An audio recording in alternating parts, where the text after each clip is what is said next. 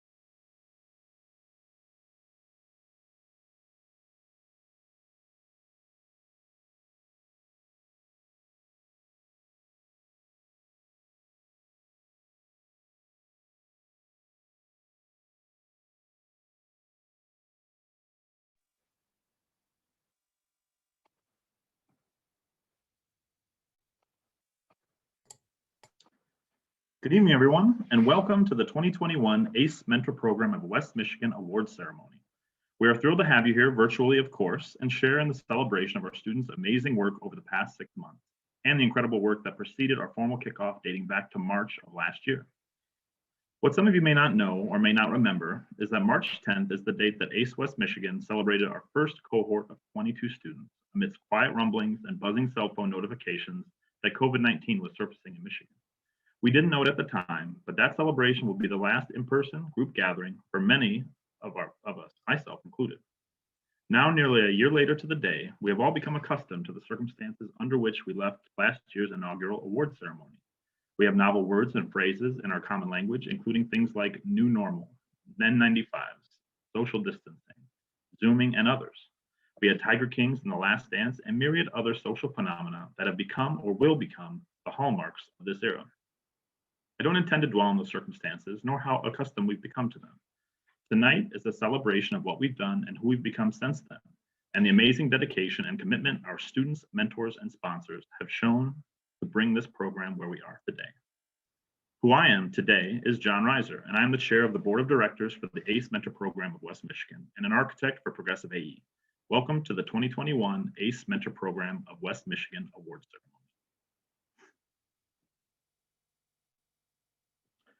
For those in the audience new to our program, ACE was founded in 1994 and is a free, award-winning after-school program designed to attract high school students into pursuing careers in the architecture, construction, and engineering industry, including skilled trades.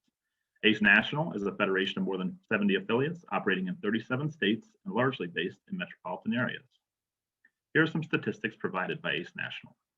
ACE has over 10,000 student participants on an annual basis, 70% of which enter a skilled trades program or college with an industry-related major, 69% of which are minority students, 35% of which are female, 25% of which are first-generation college students. ACE also awards over $2.5 million in scholarships annually to high school seniors and alumni studying to pursue industry-related careers. It is through their support and the support of our affiliate sponsors that we can provide legitimate paths to career success in the building industry. In addition to the amazing work ACE has done nationally, our local West Michigan affiliate has some great statistics of our own, including 13 students with 100% attendance rate and a 96% student attendance rate overall, 8 mentors with 100% attendance rate and a 90% mentor attendance rate overall. We have 17 students representing 11 local high schools over 2 counties. We exceed a 1-to-1 mentor to student ratio. We currently have 22 esteemed alumni and soon to be 39 after this evening's event commences. And we have offered 7 financial scholarships offered for students to pursue post-secondary or skilled trades training. Keep in mind, this is a 100% virtual, 100% voluntary after-school program amidst a global pandemic, making the commitment that much more impressive. All that said, none of this is possible without our sponsors. I would like to thank our platinum sponsors, Progressive AE and Rockford Construction, our gold sponsors, AIA Grand Rapids, CSI Grand Rapids, and Meyer, our silver sponsor, Steelcase, and our bronze sponsor, Grand Rapids Builders Exchange and Prine and Newhoff. I would also like to recognize my fellow board members for their commitment and devotion in establishing and incorporating the ACE West Michigan affiliate. Michael Verhulst, Robert Ferguson, Steve Tietzma, Chris Daniel, Brad Mathis, and while not formally a board member, Brenda Wallen. Next, our esteemed mentors.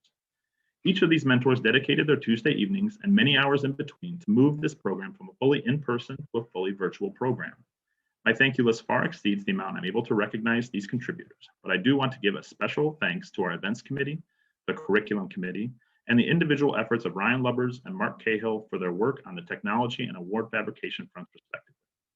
Our organization and its 17 students are so incredibly appreciative of your selfless contributions to our program.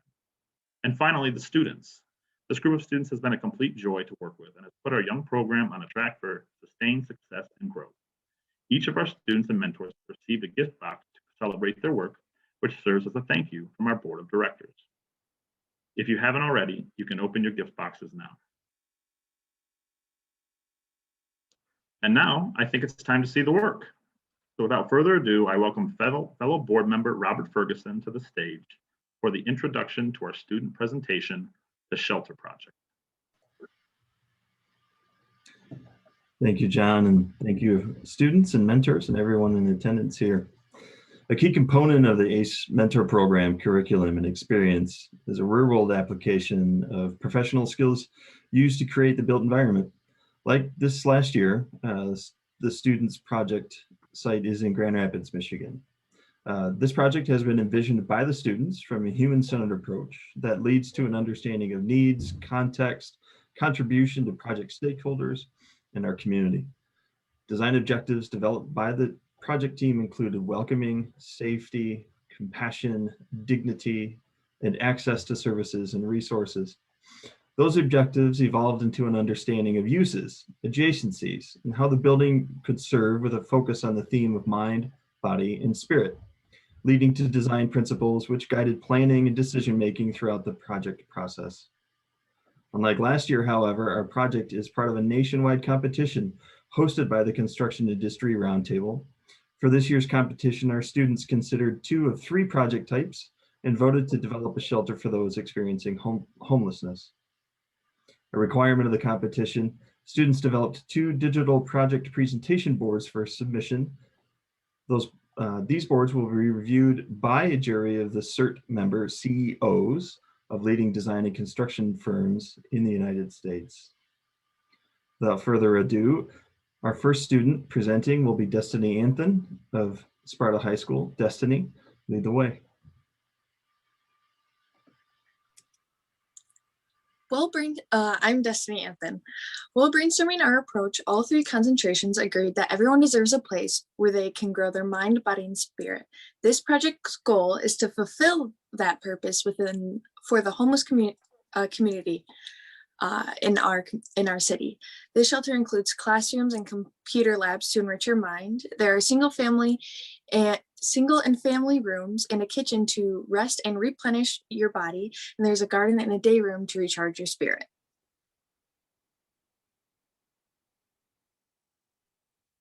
Hi, I'm Katie Wing. I worked on civil engineering. And as you can see in our site plan, we have walkways that connect the bus stop, parking lots, the main entrance, and the privacy area. All these paths and the main entrance are sloped to promote accessibility. On the left, the bus stop is in close proximity to our main entrance, which allows us to accommodate and make a welcoming entrance to our facility with landscaping and walkways. To the right, you can see the privacy areas that allow our residents to have access to nature in downtown Grand Rapids, but still maintains the privacy that we want. Lastly, you can see the separate parking lots for visitors and our employees. As far as sustainability goes, our homeless shelter would be built on a previously developed site, allowing us to save time, money, and resources. For example, we already have access to utilities and minimum earthwork would be required. Finally, according to our geotech report, our site is labeled as uncontrolled urban fill, and along with peat, a petroleum odor has been found, most likely from the gas station on the site previously.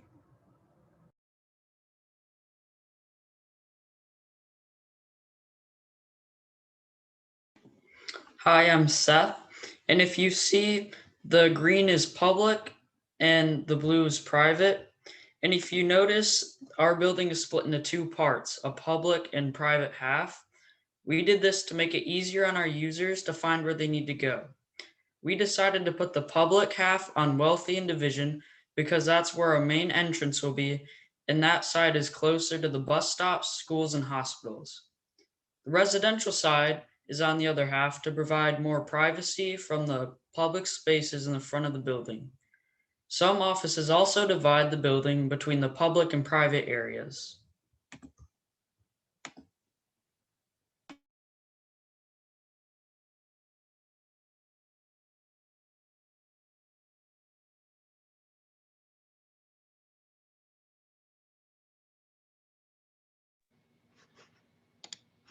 Hi, I'm Ryan, and I'm going to be talking about our site's location. Our site is centrally located on the corner of Division Avenue and Wealthy Street. It currently sits as an empty parking lot, the small parking area. We chose this site because of its proximity to services like bus transportation, schools, and hospitals. Because of its central location on the corner of 2 major streets, our homeless shelter will have great access to both foot traffic and vehicle traffic. Our site also has a bus stop on Division Avenue, which will provide another great method of transportation for its patrons. With the site's central location and proximity to amenities, we feel this is a great site for the location of our homeless shelter.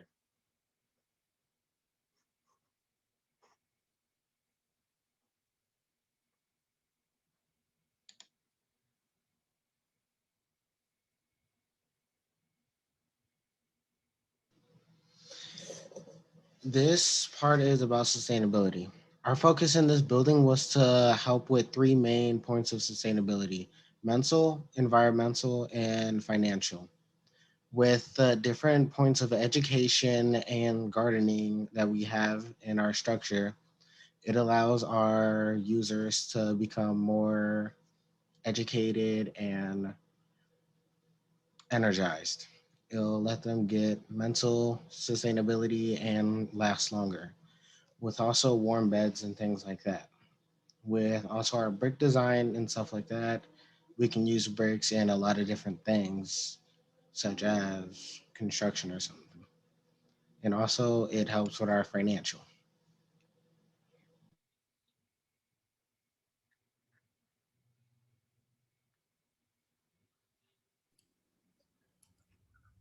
Hi, I'm Cam. I'm going to be talking about the materials we used for the building.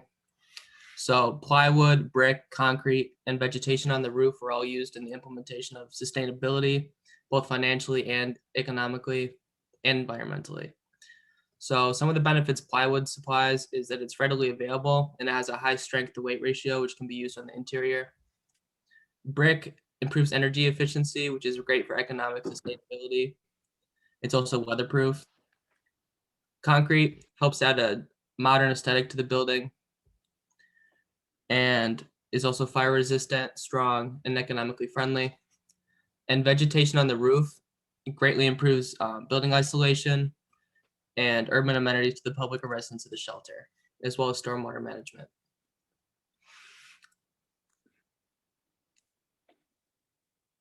On the photo to the left is our first floor, which includes accommodations like laundry, dining tables, kitchens, a kitchen, bathroom, lockers, childcare, skill labs, and a computer lab and a day room.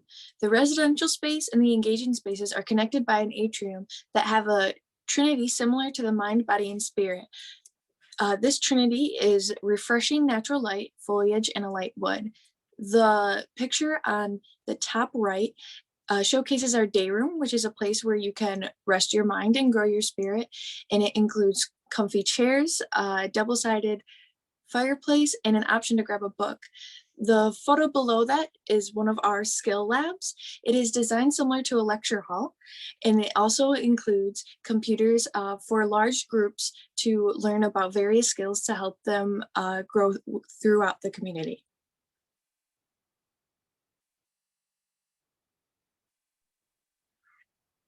Hi, I'm Bella Kitsinga, and I've worked with many people to create this very beautiful building we have.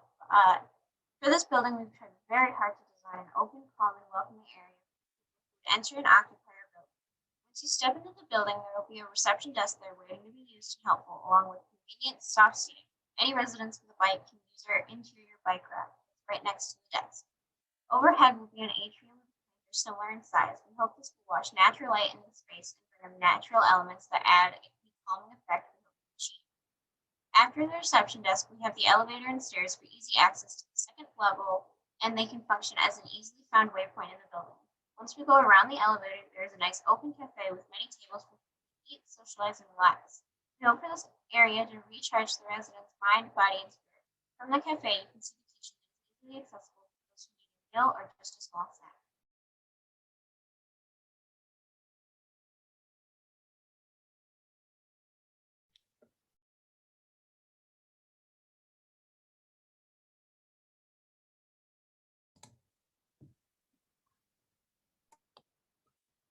First, our offices. Our offices were designed around the idea of someone looking for a job or using it for their own personal use. We have some cubicles for privacy in a larger room because we know everyone, when they're at a vulnerable state, has different comfort levels. We designed hexagonal cubicles so that we will provide privacy but not have the feeling of a boring office. We weren't just thinking short term and housing them forever. We were hoping that they could get back on track and fitting into society. Moving on is our child care rooms. Not only are our individuals needing help, but families needing help too. When a parent is trying to find a job or taking classes, the child care room is perfect for our kids. It is a safe place for them to learn and have fun. Whatever they are going through, we want this to be a healthy environment for them. Lastly is our storage units, same-day showers, locker rooms, and laundry rooms. All 4 of these rooms, we were thinking of basic needs for anyone walking in. We laid them out so it's easy to access for anyone. Just for example, if anyone was walking in and they needed a shower but didn't want to stay the night, they could use the same day showers. To add to that, they could also put whatever they wanted in the storage units.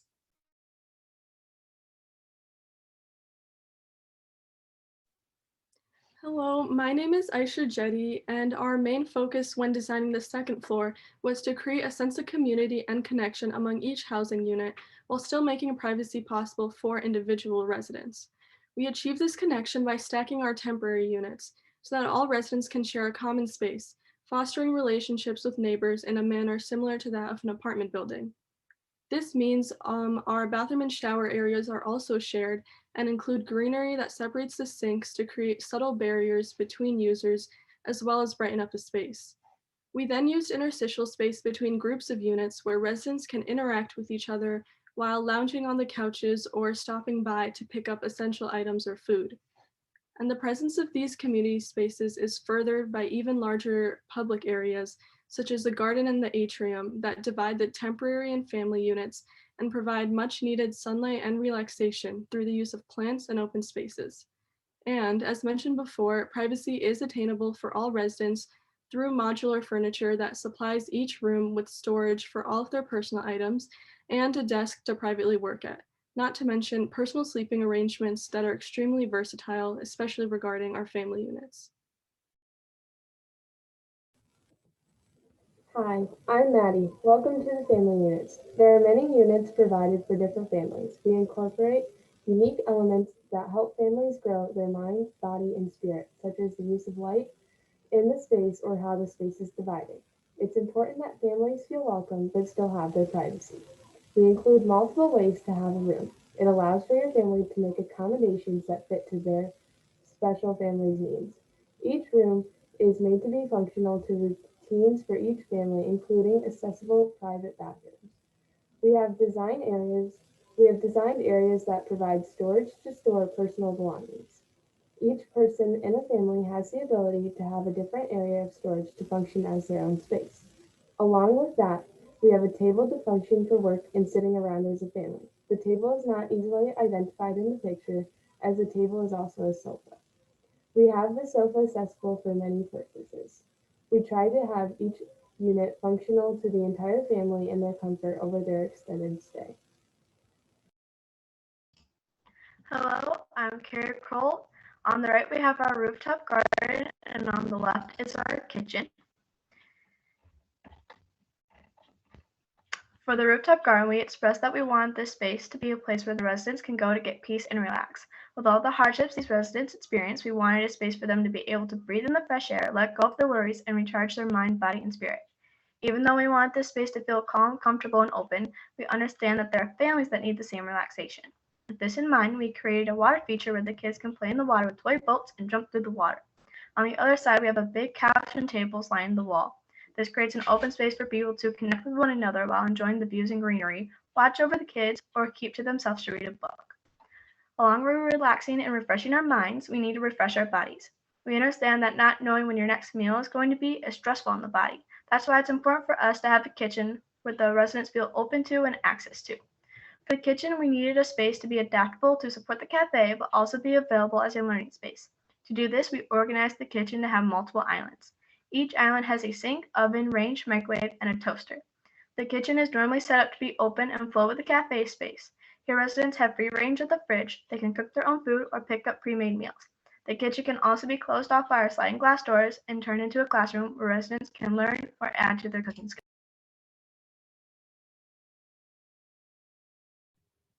Hi, my name is Gavin Murray. In order to build a universally approachable facility that is safe and up to code, we have created a homeless shelter with multiple characteristics belonging to the structural layout of the shelter. As you can see, the shelter's gravity structure is illustrated in a 3D RAM model. We chose to use the brace frame because it is a happy medium between all 3 forms of lateral framing. Brace framing takes up some space, it is still a great economical choice in size, and it also carries large amounts of lateral loads with added brace seaming off the bay framing. Therefore, our shelter's roof is able to withstand winds up to 115 miles an hour, as well as 35 pounds of snow per square foot, and a total dead load of 20 pounds per square foot. On the very far left corner, you can see an illustration of the green roof's cross-section. Before building on the site, the MTC, or Materials Testing Consultant, reported that the soil was not great and was contaminated with those contaminations including concrete, brick, oil, and wood. The report of geological investigation recommended improving the existing soil with rammed aggregate piers. This will be used to reinforce concrete foundations to control settlement and minimize the soils needed to be hauled off-site and treated for contamination. Hello, my name is Caleb Schmalik and I will be presenting the mechanical systems. Determining the mechanical systems was focused on providing sustainability and comfort. The 23,000 square foot roof will be able to recycle 500,000 gallons of water through our 15,000 gallon tank, which is shown in the bottom image. The green roof will be serviced through a drip irrigation system limiting water waste and erosion. Depicted in the top image, the VAV system can provide a precise environment to specific rooms, adding to comfortability.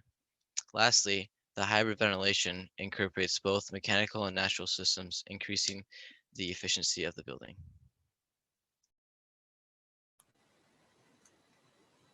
Hi, I'm Brendan Kennard. With focusing on electrical engineering, we cited our main points as sustainability, security, and comfort.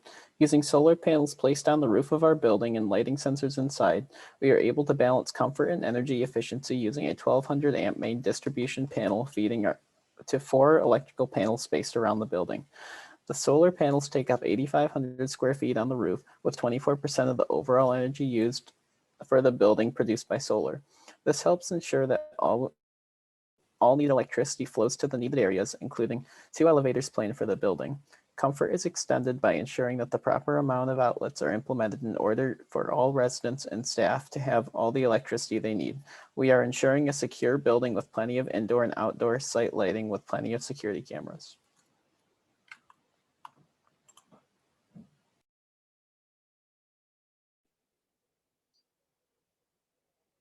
Hi, my name is Ashton Hurst, and you may be asking yourself, how do you find an estimation of a cost that has yet to be built? Well, we use 3 historical databases. One of those historical databases is building type / industry specific cost per square foot. Building type can be classified as if the building is 1, 2, 3, 4, however many stories. And the other one, as well as residential or commercial uses. Our building is going to be single story and it's going to have commercial use. ICF, or industrial specific cost per square foot, is what's the use. Our building is going to be commercially used with medical and multi-purpose uses integrated into the substance. Another historical database is construction assemblies / divisional breakdowns. CA, or construction assemblies, organize materials into one group, multiple set of materials into one group.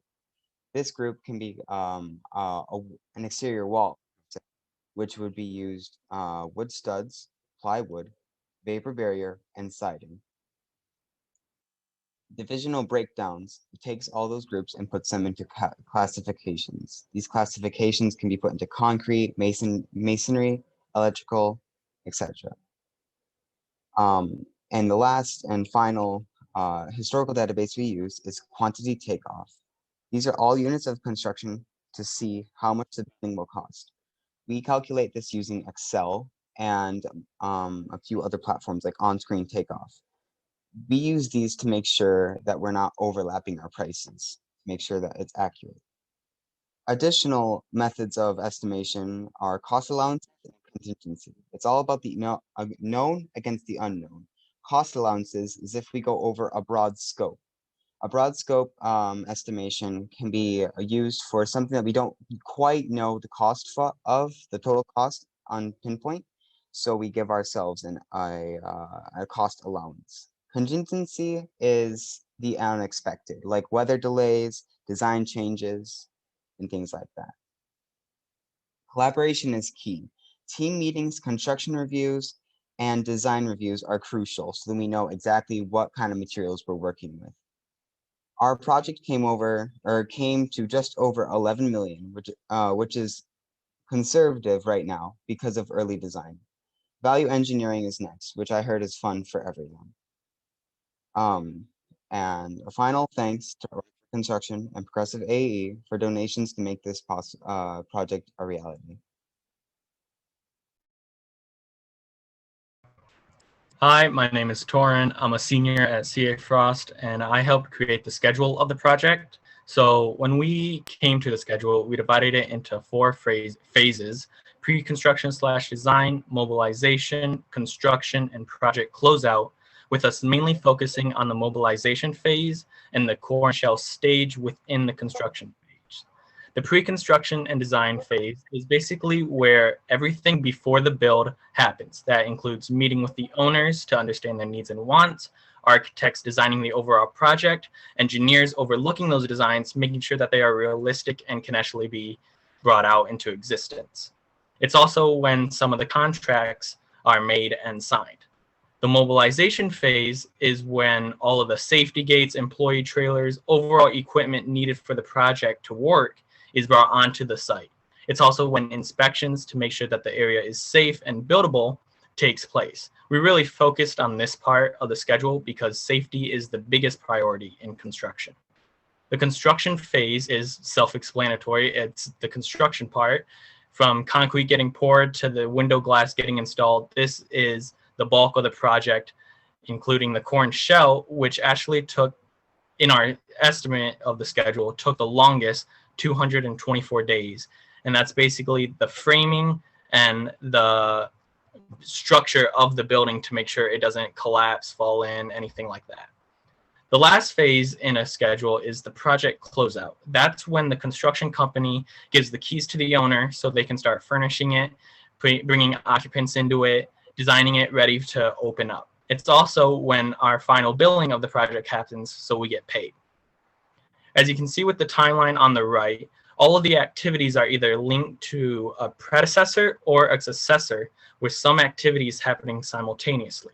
The activities that are linked can be tied by one of these 4 terms: either start to start, which is when an activity can't start without another activity being started; finish to start, an activity can't start until another activity is finished; finish to finish, an activity can't finish until another activity is finished; or start to finish, when an activity cannot finish until another activity has started. Schedule lag is when 2 or more activities are overlapping in the schedule. For example, when the workers who are hanging up drywall are about 70% done with it, the people who finish the drywall can start at the beginning without having to wait until they are completely done. In the end, the overall schedule came in at around 16 months, which helped us establish the cost in our estimate. And with that, ladies and gentlemen, I give you the shelter project.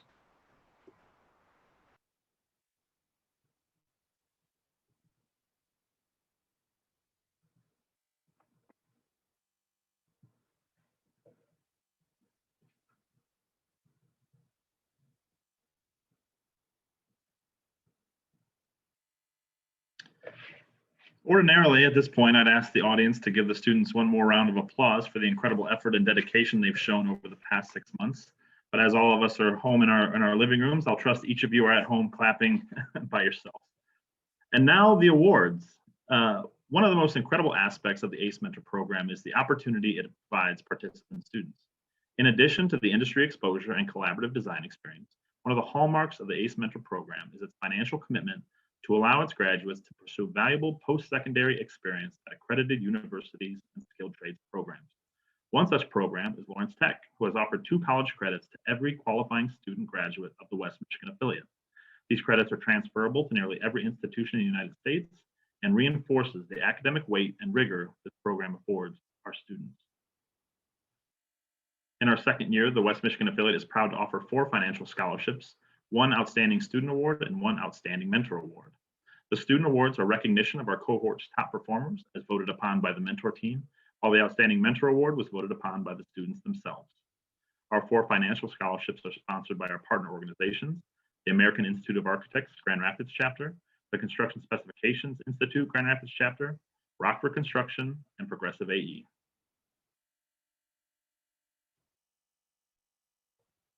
Our first award of the evening is sponsored by the American Institute of Architects Grand Rapids Chapter. I'd like to introduce Megan Feenstra-Wall, current president, to present the award and say a few words about the AIA. Please welcome Megan to the screen. Thanks, John. On behalf of the AIA Grand Rapids, thank you to all the students and mentors for planning and participating in this wonderful program. Well done, students. I was impressed with your work. And thank you to everyone who's attending now. The American Institute of Architects started with 13 people in the 1850s, and it now has about 95,000 members worldwide.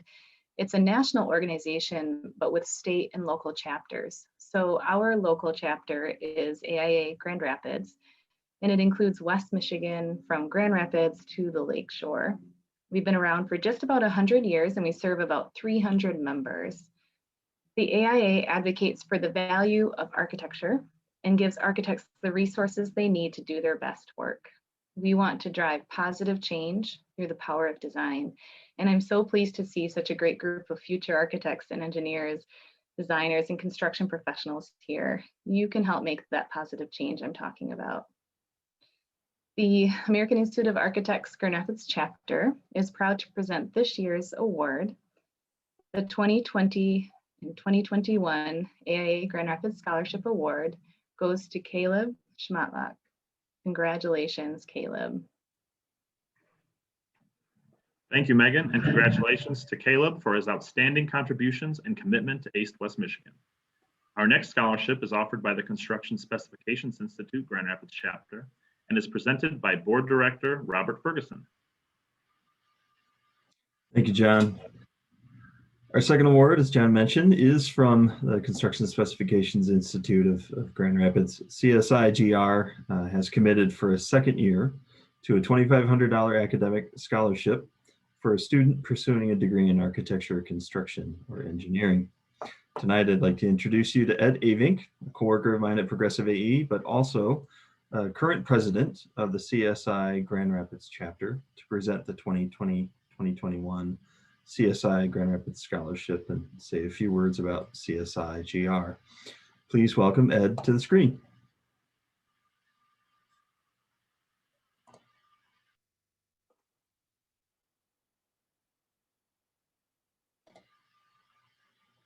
Ed, can you? Ed, you're on mute. I had to be the first one, right? So thank you, Robert. Let's start this over again. So the Construction Specification Institute is an organization like AIA that was founded a lot of years ago. CSI was founded in 1948 as a national not-for-profit organization with members that were dedicated to the communication of construction information. You guys all worked on the building and the design. CSI is talking about the information that it's going to take to put that building together. Through development of standards and formats, I saw some of those standards and formats described, especially from Ashton tonight with the cost estimating. And you can see the breakdown of all the different things that go into a building, from the concrete to the mechanical to the electrical, all having their format and standard. So through the education and certification of professionals, and also through trying to improve the project delivery process. So the CSI members are really working to communicate the designer's vision, the material producer's solutions that we all need to use, and then the constructor's techniques, all that to create an outstanding facility that meets the facility owner's objectives. CSI Grand Rapids is one of 130 chapters within the United States and Canada. And by the way, a winner of multiple outstanding chapter accommodation awards. And our membership is made up of the construction industry professionals that include architects and specifiers, engineers, manufacturers, and product reps, contractors, owners, students are part of it, and many others. So CSI, as a national organization, and CSI Grand Rapids, our mission is try to advance the building information management, the education of the project team, and to improve the facility performance. And I think that's going to be a great part of, and in addition to everything that you have done and showed us today.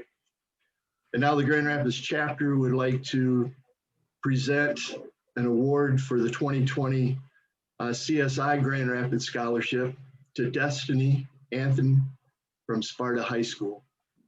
Congratulations, Destiny.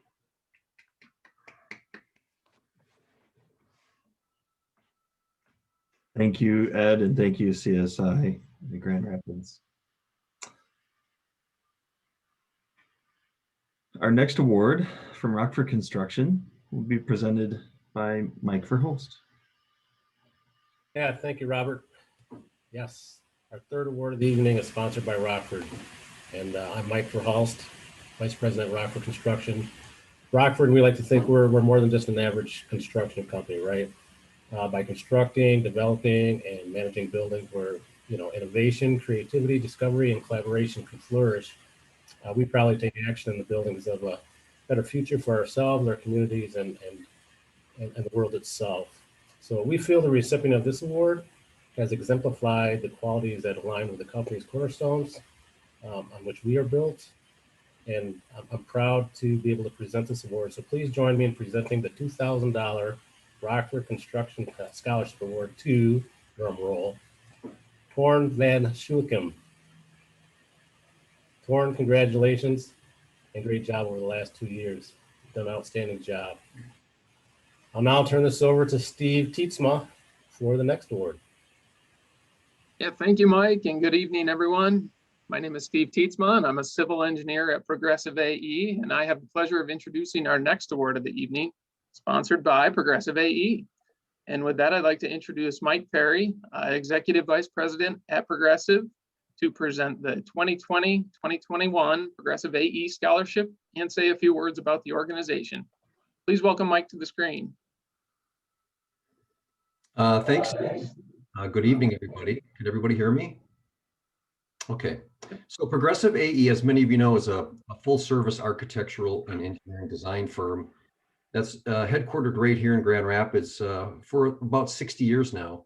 And we also have an office located in Charlotte, North Carolina. We're licensed and we practice architecture and engineering in 48 states. And we have a universal design consulting practice that's worked in 17 different countries around the globe. So we have quite a wide reach. You know, we've all had some help along our professional path, which is why, you know, Progressive strongly supports providing scholarships and internships and really trying to create a culture where our staff can enjoy the experience and reward of mentoring others. At Progressive, we believe excellence in our profession is inseparable from the value students receive from programs such as ACE. This is really fun for me to sit in on this tonight. I really appreciate it, and it's rewarding to see the students work. So I'm excited and proud to present this year's 2021 Progressive AE Scholarship to Aisha Jetty from Forest Hills Central High School. Congratulations, Aisha. Forest Hills is right in my backyard, so it was kind of nice at the same time. Well, thank you much, Mike, and congratulations to Aisha. Our next award is the Outstanding Mentor Award presented by board member Chris Daniels.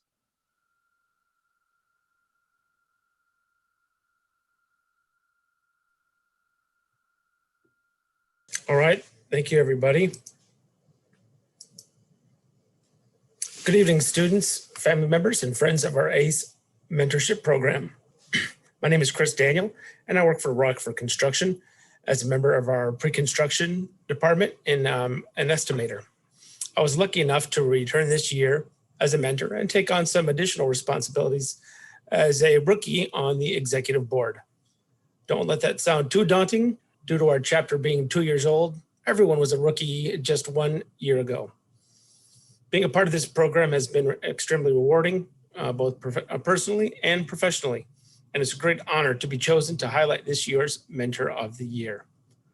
First off, thank you to all the mentors who found time to jump in for just a few sessions and those who helped out in all 16 weeks of this fantastic program.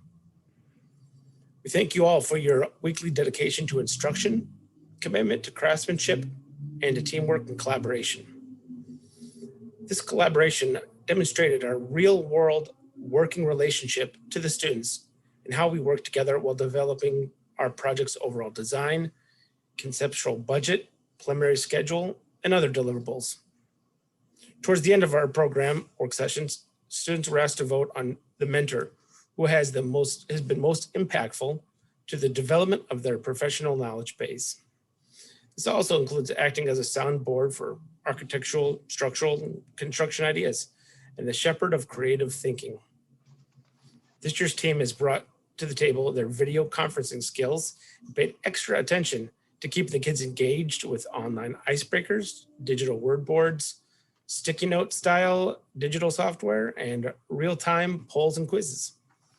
This year's nominees for Mentor of the Year, selected solely by the students, are as follows: Andrew Dancer, Brad Mathis, Jacob Lowe, John Reiser, Mark Cahill, Masherie Valentine, Robert Ferguson, and Steve Tietzema. This year's Mentor of the Year award goes to a mentor who is an engineer who has earned his undergraduate degree in civil engineering and a master's degree in structural engineering.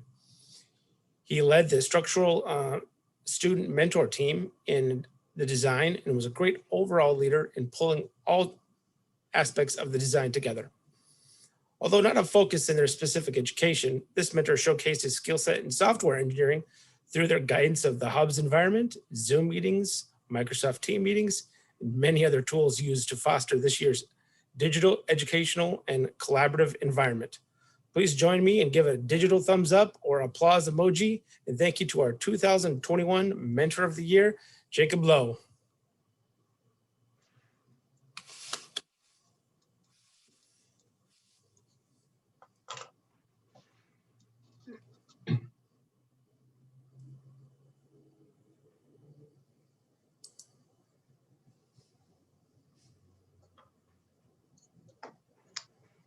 Go ahead, Brad, take off. You can take over the rest of the next award.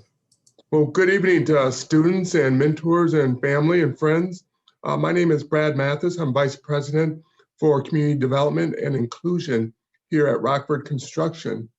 And as a Rockford representative, we're just extremely excited that through the ACE program, we have the opportunity to really, ultimately introduce the students of today to pathways for becoming construction leaders for tomorrow. And that's just so essential as we think about the changing of the world and the construction and the technology and being able to pass on the industry that we love so much. The nomination and recipient of the Student of the Year, Outstanding Student of the Year, it was really, really challenging. And there's so many outstanding students, so many gifted and committed students. So it was really difficult. You can see there, I'd like to introduce the 2021 nominees: Ashton Hurst, Aisha Jetty, Destiny Anthen, Caleb Schmadek, Caitlin Wing, and Torn Van Sulkem. And right now, it's my pleasure to announce the 2021 Outstanding Student of the Year, Ashton Hurst from Tri-County High School. Please join me in congratulating Ashton Hurst. Congratulations, Ashton.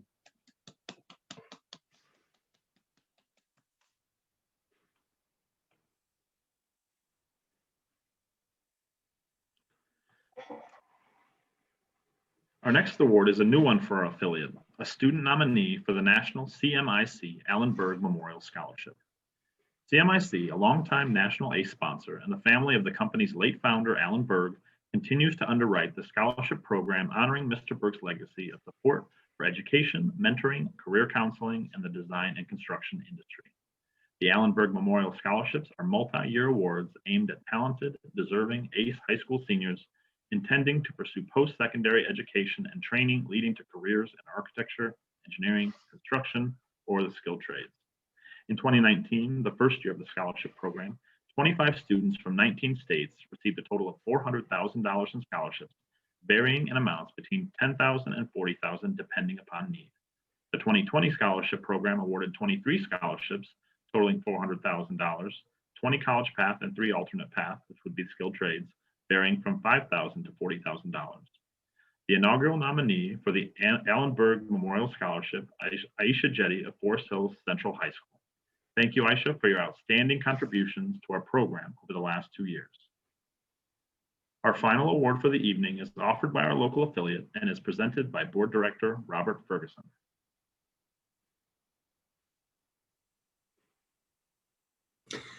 ACE grew out of a program for inner city high school students begun in New York City in 1993 by legendary structural engineer Charles H. Thornton, founding principal of the Thornton Tomasetti Group. Today, ACE is the construction industry's finest, fastest growing mentoring program, reaching over 10,000 students in 70 affiliates in over 37 states, the District of Columbia and Puerto Rico. Roughly 4,100 professionals volunteer with these students. Each year, Engineering News Record, a leading industry periodical, honors exceptional mentors with a $2,500 scholarship for that mentor's affiliate. The Board of Directors for ACE Mentor Program of West Michigan nominated a mentor who, over the past 3 years plus, has worked to establish our affiliate, connect with local educators, professionals, and trade organizations, and leading corporations in West Michigan, all with the mission of ensuring tomorrow's ACE professionals reflect the communities they are part of building. Tonight, we nominate John Reiser for National ACE Outstanding Mentor for 2021. John, we are grateful for your passionate, tireless professionalism and deep commitment to leading our program and all our students. Please, John, win. We need the money. Seriously. John.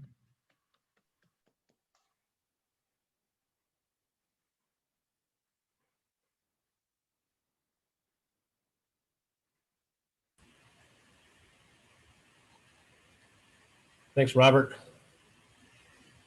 So I just got to say one thing. I think by the background that I have going on and the sun going down and the lighting, I can't believe how gray my hair is. I'm getting old. It's not fair. But these kids, I'm so happy to work with these kids. I'm sure all the mentors and the board of directors are too. They're so smart, incredibly smart. I don't think I could have had the patience and the commitment that they do to be on Zoom all day long and then follow up with us at night. So I really have a lot of respect for these kids. And so I do want to thank the students for their incredible commitment to this program. I'm sure I speak on behalf of everyone, and we're very proud of each of you, so understand that piece of it. Thank you to the board of directors and the chairman, John, specifically. Yeah, your leadership and steadfast commitment to this program has just been crazy, and it's been really good for our industry. And thank you, mentors, for the many, many hours of commitment. I thank your spouses and your families for putting up with us too. It's a big deal, and it's huge for our industry's future. So thank you for that.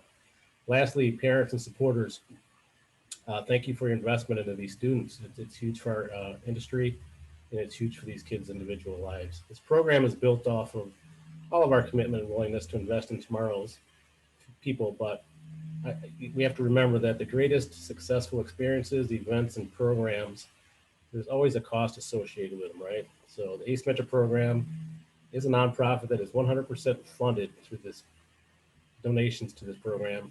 That's done through all of us and all of you. So we look for that support, whether it's money or time. It's still all donated. It's very appreciated, but it's very needed. This said, I do ask each of you attending this virtual event to consider giving to this excellent program, to spreading the word to others, to help us spread the word to get support. This program requires numerous resources to achieve what is expected for a 16-week period, as you can imagine, and it all adds up quickly. So funding is key for these students' success and for the program's longevity. Every donation from $5, $25, all the way up to a $5,000 gift is very helpful and it's very appreciated. So we look forward to that future support. Please feel free to reach out to John or myself, anybody that you might know in this program, to ask any other questions. Feel free to visit our website, or it's located at acementor.org. And if you tab to the left, you'll see the West Michigan affiliate tab there. I do hope everyone had a wonderful evening. Again, thank you. And I do want to thank our sponsors specifically for their support. And we just can't do this with all of your support. So I'll send you all off with our best wishes. Congratulations again, students, and have a wonderful evening. Take care of yourself and take care of others during this time. Thank you. Good evening.